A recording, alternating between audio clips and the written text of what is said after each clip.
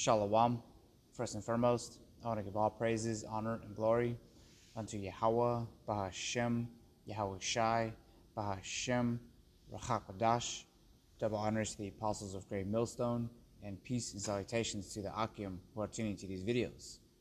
In this video, I wanted to read a few precepts about being a watchman and how we were commanded by Yahweh Shai to be on our watch, to feed the flock with what we see on our watch. Because as everything is happening right now, we are measuring the times diligently in itself to see what part in the times we're in. And with everything happening right now, it's a little hard to pay attention to everything, because when one thing happens, we are focusing on it, reading about it, speaking on it, but then right after that or during that, another thing happens. So recently, within this month, there's been a whole bunch of shootings, stabbings, supposed shootings, a whole bunch of stuff. And even across the world, you got wars and rumors of wars. And these are the things that Yahweh Shai warned us about. It told us to watch for those things so that we know what times we're in. And as we're on our watch, we're going to continue speaking these things until the famine of the word happens. But until then, we're going to continue watching these things and edify. So first precept I wanted to read is in Matthew 24 and 46. It reads, "Blessed is that servant whom his Lord, when he cometh, shall find so doing."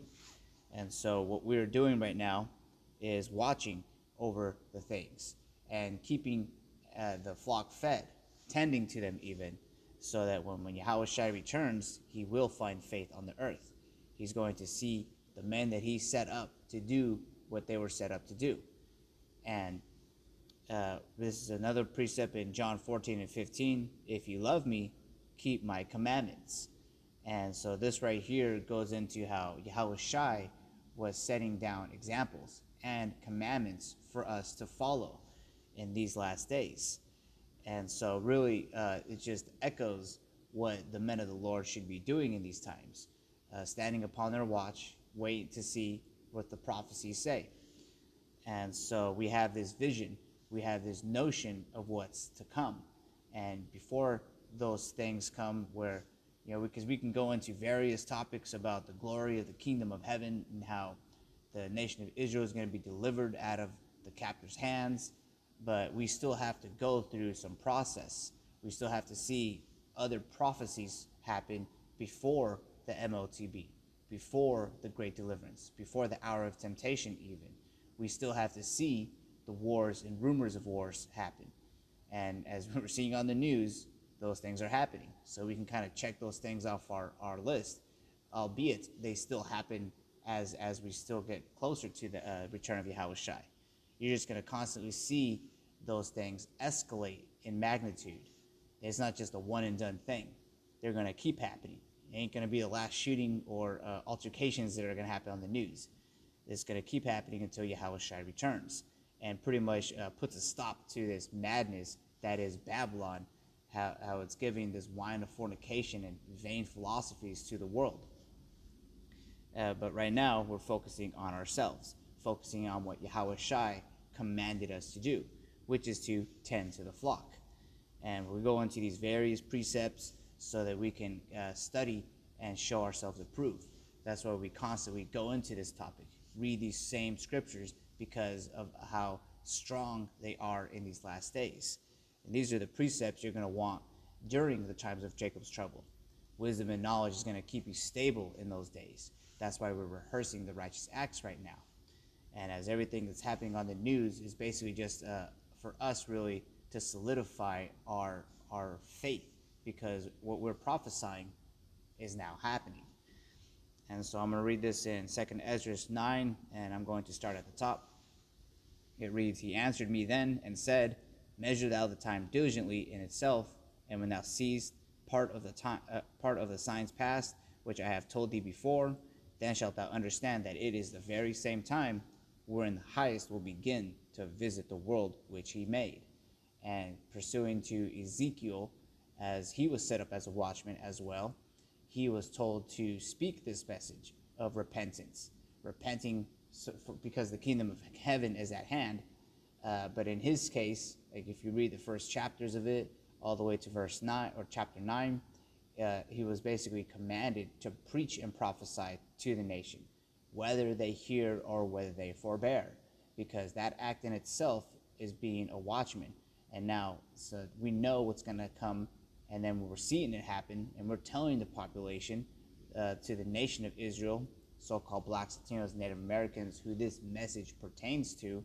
The blood is washed off our hands because now we are doing what we are commanded to do. We are not in a state to be blamed because we told you so. And that's not just to sound childish or whatever, because that's coming straight from the scriptures. We're coming in the volume of the book. Then shalt thou know that there has been a prophet among you. That's literally what is spoken about in the scriptures, specifically in the book of Ezekiel. So as we're seeing all these things, only a select few are going to adhere to the message, adhere to the warning of the trumpet that's being blown. And that is the elect, the hopeful elect, I should say, because they have to come into this ministry and be built up. But ultimately, that is a thing that we are doing constantly, being watchmen. And every camp that we do, we touch on various topics. And it's prophecy that we are always speaking on. And that is the testimony of Yahawashi, being on our watch, seeing what's happening in the times, and then relaying it to the rest of the people, the flock. All right, so I'm going to continue this back in 2nd Ezra 9, continuing on in verse 3. It says, therefore, when there shall be seen earthquakes and uproars of the people in the world, and we've already seen these things happen, and they're only escalating in magnitude, people are starting to go crazy, going up against each other's wits, and stabbing each other for the lack of bread. Things that were prophesied of how it's going to look like in these last days. So as we're seeing these things happen, so I'm going to read from verse 7. It says, and every one that shall be saved and shall be able to escape by his works and by faith, whereby ye have believed, shall be preserved from the said perils, and shall see my salvation in my land and within my borders, for I have sanctified them for me from the beginning. So this is something that has been sanctified from the beginning, declaring the end from the beginning. That is basically the job of a prophet, to say things before they happen. And in verse 7, to emphasize that everyone that shall be saved are going to be the ones who are doing what Yahawashi commanded to do, because this is something that we are standing stiffly upon. So I'm going to read this in Isaiah 62, and I'm going to read at verse 6. It says, I have set watchmen upon thy walls, O Jerusalem, which shall never hold their peace day nor night. And so that's something that we're going to constantly do, being on the highways and hedges week in and week out, in the chief place of concourse, the agora, if you will, where all the markets and trade are happening. That's mainly where you're going to see the prophets speak this word. And you have other instances where we're out in the wilderness or in various locations, but that is due to convenience. Our main goal is to have this word be pushed out throughout the four corners of the earth. So as we're live streaming this, you have to understand that we have a broad audience. Something that one of the bug outs from last camp walked up to us and didn't really understand that we are recording this. We have a live chat going. People are watching this.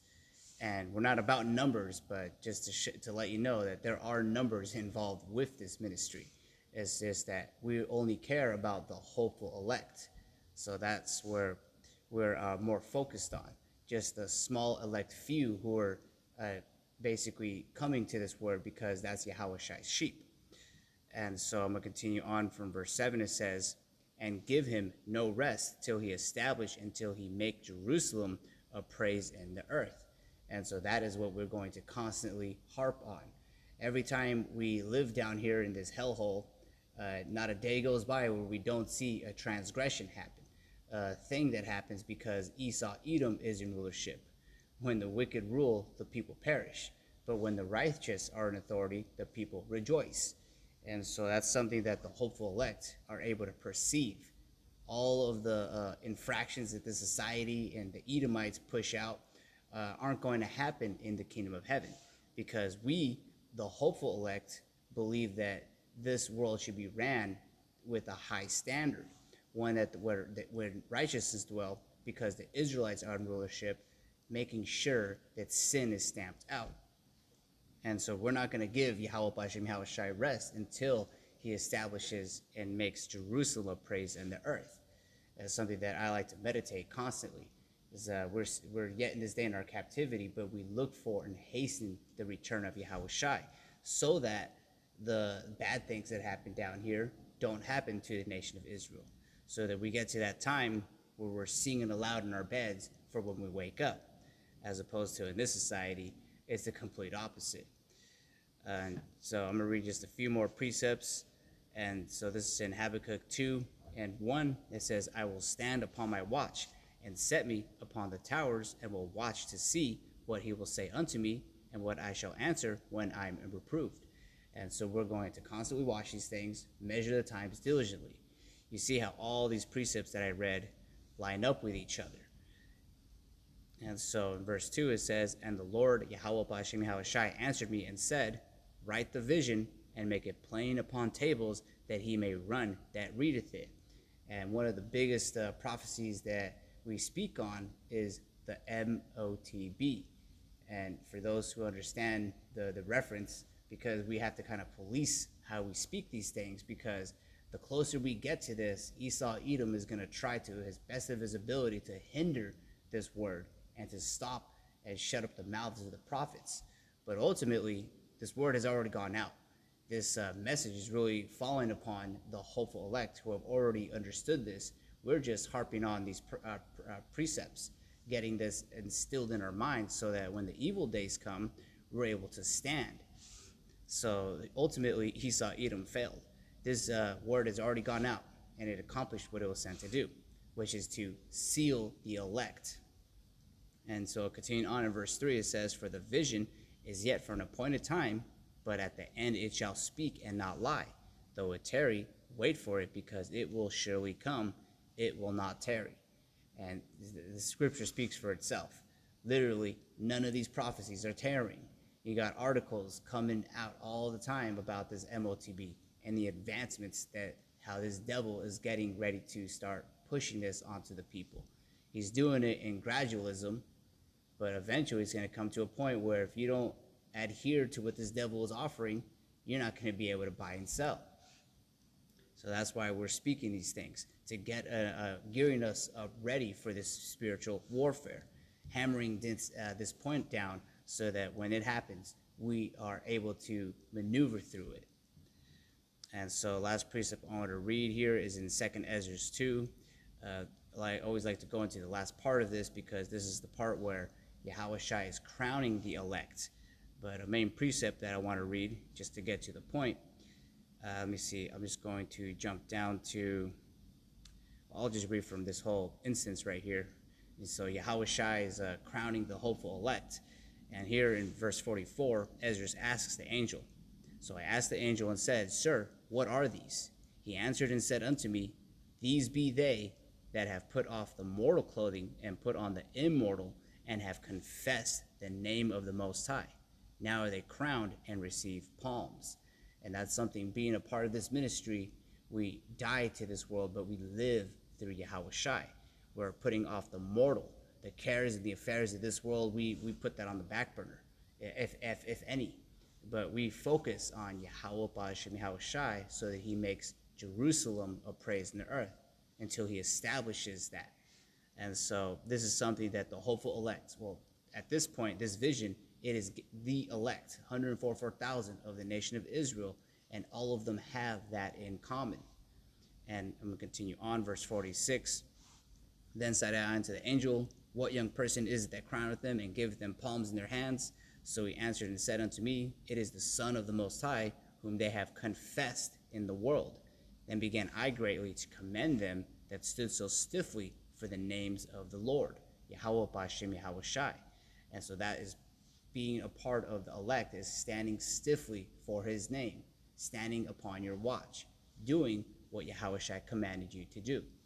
And with that, I want to give all praises, honor, and glory unto Yahweh B'Hashem Yahweh Shai, Bahashem Rakak Wadash, and Shalom Akim.